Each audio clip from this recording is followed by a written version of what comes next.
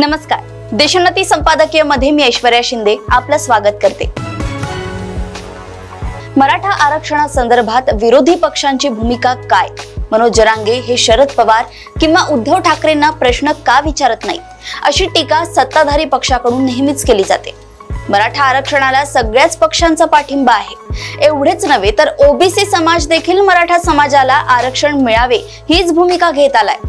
परंतु हे आरक्षण स्वतंत्र असावे, इतर कुणाच्या ताटातले घेऊन ते दिले जाऊ नये असा सगळ्यांचा आग्रह आहे आणि तिथेच खरी राजकीय गोची निर्माण झाली आहे। जरांगे मराठा समाजाला ओबीसीतून आरक्षण मिळावे किंवा मराठा समाज ओबीसी म्हणून घोषित करावा अशी मागणी करत आहे। मराठा समाजातील ज्या लोकांना ओबीसी प्रमाणपत्र जुन्या नोंदीनुसार मिळाले आहे त्या लोकांच्या सगळ्या सोयऱ्यांना इतर पुरावे न तपासता सरसकट आरक्षण द्यावे अशीही त्यांची मागणी आहे।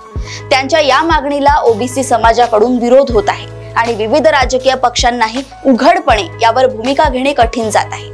या पृष्ठभूमीवर शरद पवारांनी मुख्यमंत्र्यांना सर्वपक्षीय बैठक बोलावून चर्चा करण्याची सूचना केली आहे। या बैठकीत सरकारचे प्रतिनिधी असावेत, विरोधकांचे प्रतिनिधी असावेत आणि सोबतच मनोज जरांगे तसेच ओबीसींचे छगन भुजबळ किंवा इतर नेते सामील असावेत अशी अपेक्षा त्यांनी व्यक्त केली आहे। त्याच वेळी मराठा समाजाला आरक्षण द्यायचे असेल तर सध्या सर्वोच्च न्यायालयाने जी 50% मर्यादा घालून दिली आहे त्यात वाढ होणे गरजेचे असल्याचेही त्यांनी म्हटले आहे।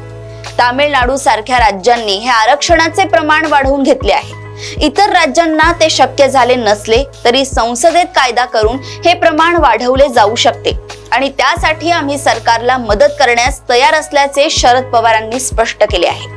त्यातून त्यांनी अप्रत्यक्षपणे मराठा समाजाला स्वतंत्रपणे आरक्षण देण्यावर भर दिल्याचं दिसतंय।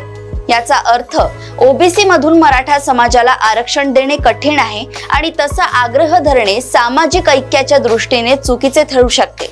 त्यातून दोन समाजामध्ये विनाकारण दुभंग निर्माण होण्याची भीती आहे असे शरद पवारांना अप्रत्यक्षपणे सुचवायचे आहे। मराठा समाजाला स्वतंत्रपणे आरक्षण देण्यास कुणाचाच विरोध नाही, फक्त ते कसे दिले जाऊ शकते हाच एक प्रश्न आहे आणि त्या प्रश्नाचे उत्तर संसदेत कायदा करून आरक्षणाचे प्रमाण वाढवणे हेच आहे। अशाच राजकीय घडामोडी व अपडेट सोबत पुन्हा भेटूया देशोन्नती संपादकीय मध्ये। बघत रहा देशोन्नती। नमस्कार। ठळक घडामोडींसाठी देशोन्नती न्यूज चॅनलला सबस्क्राइब करा आणि बेल आयकॉन प्रेस करा।